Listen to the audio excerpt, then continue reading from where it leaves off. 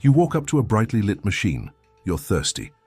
You pull a coin from your pocket, slide it into the narrow slot, and you hear a satisfying clunk as it drops inside. There's a whir, a hum, and another clunk as a cold, refreshing drink drops into the tray below. It's a simple, everyday transaction, a hallmark of our modern, automated, convenience-driven world. We do it without a second thought. Now imagine doing the exact same thing. But the year is 75 AD. You're not in an office break room. You're in a magnificent stone temple in the bustling city of Alexandria, Egypt. The coin in your hand isn't a quarter, it's a bronze drachma. And the liquid that flows from the machine isn't a soda. It's a carefully measured dose of holy water for your religious rituals. It sounds like a scene from a science fiction movie, a bizarre piece of alternate history. But it's not. It is a documented historical fact. Over 2,000 years ago, a Greek inventor created the world's first ever vending machine. And this incredible device is just one of a treasure trove of shocking inventions that prove the ancient world was far more technologically advanced, far more inventive, and far more modern than we can possibly imagine. The Genius of Alexandria. Our story centers on a man named Hero of Alexandria, sometimes called Heron. We know frustratingly little about his personal life. We're not even entirely sure which century he lived in, though the best estimates place him in the 1st century AD. But what we do know comes from the incredible collection of books and treatises he left behind. Hero was a Greek mathematician, physicist, and engineer who lived and taught in the greatest city of the ancient world, Alexandria. To understand a mind like Hero's, you have to understand the city that produced him. Founded by Alexander the Great centuries earlier, Alexandria in the Roman province of Egypt was the undisputed intellectual and cultural capital of the Mediterranean world. It was the Silicon Valley of its day. It was home to the legendary Great Library of Alexandria and the Museum, an institution that was less of a museum and more of a university and research institute, where the greatest minds of the age gathered to study and debate. It was a cosmopolitan melting pot of Greek, Egyptian, Roman, and Jewish cultures, a place where mathematics, astronomy, medicine, and engineering flourished. It was a city that believed in the power of knowledge, and Hero was one of its brightest stars. Hero was a polymath, a man of wide-ranging genius. He wrote books on mathematics like the Metrica, which contains the formula for finding the area of a triangle from the length of its sides, now known as Hero's formula. But his true passion was for applied mechanics, for building machines that could put the principles of physics to work in the real world. His most famous works are the Pneumatica, the Automata, and the Mechanics, books that are filled with designs for dozens of incredible devices powered by steam, water, and air pressure. And among them is a detailed description and diagram of his holy water dispenser. The machine in the temple Hero's invention was not created for convenience in the modern sense. It was designed to solve a very specific problem. In the temples of ancient Greece and Rome, it was common for worshippers to receive a small amount of consecrated or lustral water for purification rituals. This was typically done in exchange for a small offering, a coin dropped into a collection box. The water would then be dispensed by a temple priest. This system had a few flaws. It could be slow, it required a priest to be present at all times, and it relied on the honor system. A worshipper might take more than their fair share of the precious holy water, or a less than honest priest might pocket some of the offerings. Hero, with his brilliant engineering mind, saw a way to automate, regulate, and sanctify this entire process. His solution was a machine that was simple, elegant, and completely self-regulating. Here is how it worked according to his own description. The device was a sealed vase or container, filled with holy water. At the top of the vase was a slot, where a worshipper would drop a coin of a specific weight, likely a 5 drachma piece. Inside the vase, the coin would fall onto a small, flat pan. This pan was situated at one end of a horizontal bar that acted as a lever. The weight of the coin falling onto the pan would cause that end of the lever to tilt downwards. The other end of the lever, inside the vase, was connected to a rod that went up to a small conical plug. This plug was perfectly seated in a hole at the bottom of the vase, from which a small pipe or tap extended. As the lever tilted down on one side, This other end would lift up. As the plug was lifted from its hole, it opened the valve, and a measured amount of holy water would flow out of the pipe for the worshipper to collect. Here's the genius part. As the lever tilted, it caused the coin to slide off the pan and drop into a secure collection box at the bottom of the machine. With the weight of the coin now gone, a counterweight on the other side of the lever would cause it to tilt back into its original horizontal position. This would lower the plug back into its hole, sealing the valve and stopping the flow of water. The machine was now reset, ready for the next customer. It was a perfect closed-loop system, operated entirely by the laws of physics, gravity, weight, and balance. It required no human intervention. It ensured that every worshipper who made an offering received the exact same fair amount of holy water. It was the world's first automated dispenser, the direct 2,000-year-old ancestor of every gumball machine, soda machine, and self-checkout kiosk that exists today. It was a piece of the modern world sitting in an ancient temple, the age of automatons. If the holy water dispenser was the only invention of its kind, we might dismiss it as a strange, one-off curiosity. But Hero's writings reveal that this was not a fluke. It was just one small part of a much broader technological vision. Hero was obsessed with automata, machines that could move on their own, powered by hidden forces. He was, in a very real sense, one of the world's first roboticists. His books are a veritable catalogue of lost inventions that seem shockingly advanced. The first steam engine. Perhaps his most famous and tantalizing invention was the aeolipile. The device consisted of a hollow metal sphere mounted on a pair of bearings so it could spin freely.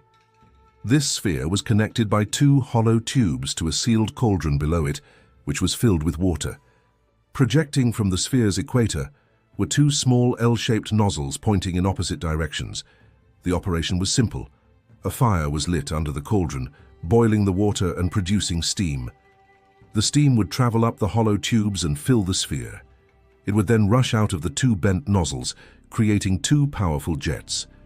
In accordance with a principle that Isaac Newton wouldn't formally describe for another 1,600 years, the law of action and reaction, these jets of steam would push the sphere in the opposite direction, causing it to spin at a very high speed. Hero of Alexandria had invented a functioning reaction steam turbine. This invention has led to one of the great what-ifs of history. Why didn't the aeolipile kickstart an industrial revolution 1,700 years before James Watt? The reasons are complex. First, Hero and his contemporaries likely saw the device as a thauma, a wonder, or a fascinating toy. It was a demonstration of a scientific principle, a piece of temple magic, not a practical engine designed to do work. Second, the ancient world lacked the advanced metallurgy and manufacturing techniques to build high-pressure boilers and precision pistons that would be necessary to turn this spinning ball into a powerful engine. And finally, the socio-economic conditions were not right. The Roman Empire's economy was built on the foundation of slave labor. There was very little economic incentive to develop expensive labor-saving machines when human labor was so abundant and cheap. The aeolipile would remain a curiosity, a brilliant idea born centuries before its time.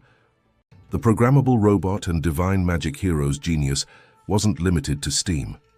He designed what can be described as the world's first programmable robot. It was a small, three-wheeled cart, powered by the simple genius of a falling weight. A heavy weight was tied to a cord that was wrapped around the cart's drive axle. As the weight fell, it would turn the axle and move the cart. The truly revolutionary part was its programming. The same cord was also wrapped around other axles, connected to the steering mechanism. By changing the way the cord was wound, you could create a program. You could make the cart move in a straight line, pause, make a series of 90-degree turns, travel in circles, and even follow a complex, predetermined path. These carts were used in Greek and Roman theater to move scenery, or to have statues of the gods appear to glide across the stage as if by magic. Many of Hero's most impressive inventions were designed for the temple, using hidden scientific principles to create the illusion of divine intervention. His design for automatic temple doors is a masterpiece of this theatrical engineering. An altar located in front of the temple doors was made hollow. A fire was lit on this altar by a priest. The heat from the fire would warm the air inside a sealed chamber beneath the altar. As the air heated up, it would expand. This expanding air would push water out of a connected, sealed sphere through a pipe and into a large hanging bucket. This bucket was connected via a system of ropes and pulleys running under the temple floor to the spindles on which the two massive temple doors pivoted. As the bucket filled with water, its increasing weight would pull on the ropes rotating the spindles and causing the giant temple doors to swing open, seemingly on their own, just as the holy fire was lit. Later, when the fire on the altar was extinguished, the air in the chamber would cool and contract. This would create a vacuum, which would siphon the water back out of the bucket and into its original sphere. The now lightened bucket would rise, and a counterweight would pull the doors shut. Imagine being an ordinary citizen in ancient Alexandria, witnessing this. You see the priest light the fire, and the great bronze doors of the temple swing open with a groan, moved by an invisible divine force.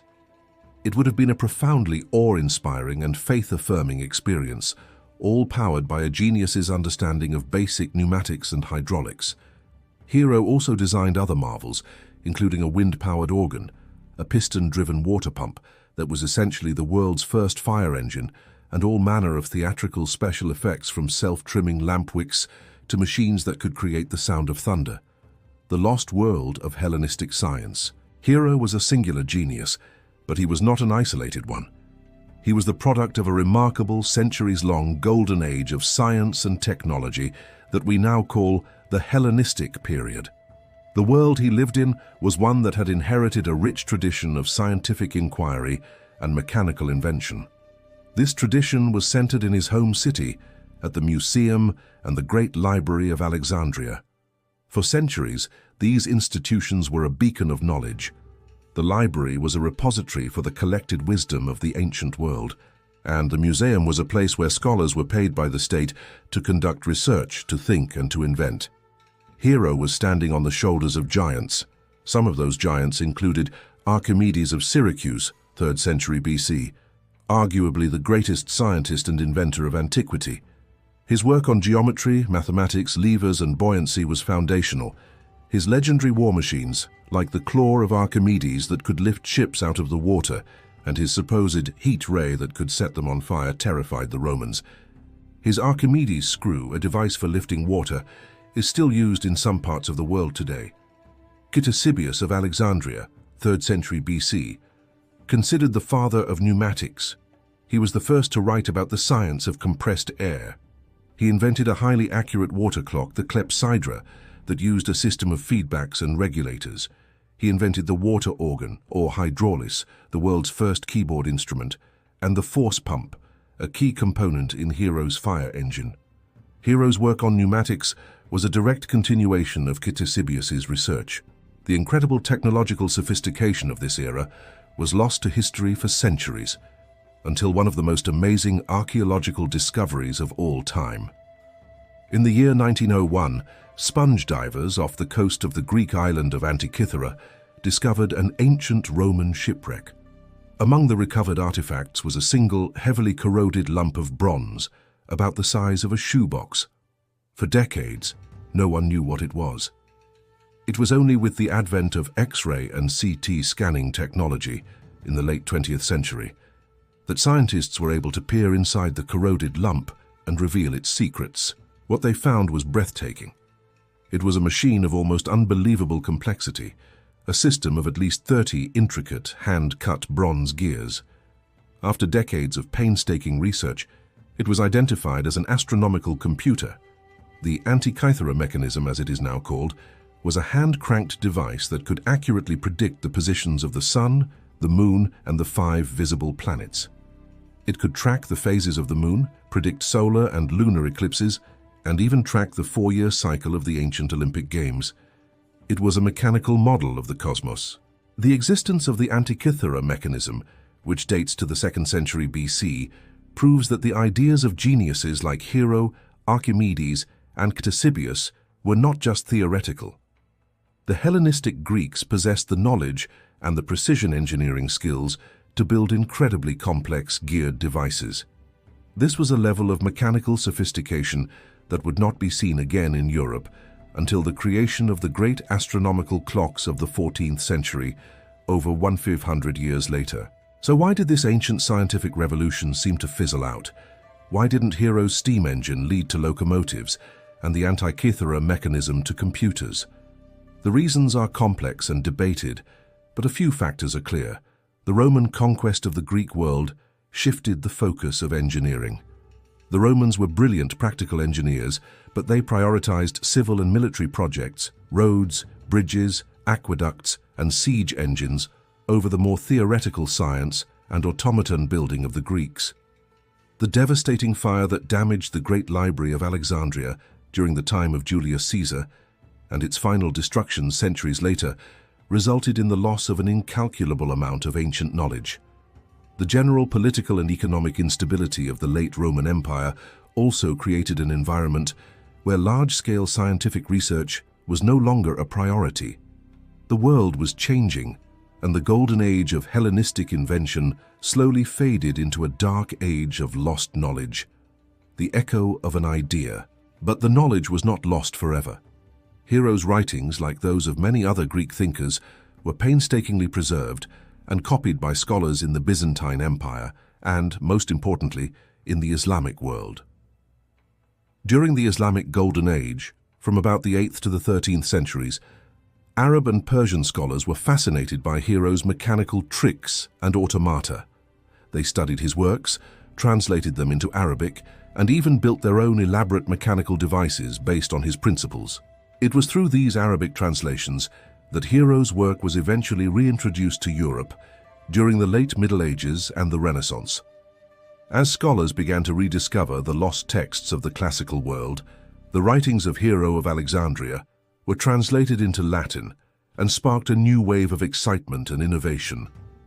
Great Renaissance minds, including Leonardo da Vinci, are known to have studied Hero's designs. His work on pneumatics, hydraulics, automata, and the power of steam provided a direct link back to the lost genius of the classical world, and it helped to fuel the scientific and engineering revolution of the Renaissance. And the echo of his most famous and perhaps simplest invention is still with us today. When the first modern, commercially successful vending machines appeared in London in the 1880s, designed to sell postcards, stamps, and books, they worked on a principle that Hero would have recognized instantly. They were purely mechanical, coin-operated devices that used the weight of the coin to trip a lever and release a product. His fundamental concept, a coin-actuated lever system, remains the basis for all simple mechanical vending to this day. The line from that ancient temple in Alexandria to the modern Coca-Cola machine is a direct one. The story of Hero of Alexandria's vending machine is therefore so much more than just a fun and surprising piece of historical trivia. It is a powerful window into a lost world of incredible creativity and ingenuity. It forces us to completely rethink our simple linear view of history, where technology only ever moves forward in a straight line. It proves to us that the ancient world was not a primitive, superstitious backwater. It was a place of brilliant scientific minds and astonishing technological achievements, many of which were lost to the world for over 1,000 years, waiting to be rediscovered. Hero's machine, designed to dispense the blessings of the gods in exchange for a coin, stands as a timeless testament to the power of human creativity. It proves that a great idea once born can echo through the millennia, a ghost of genius waiting for the right moment to be reborn.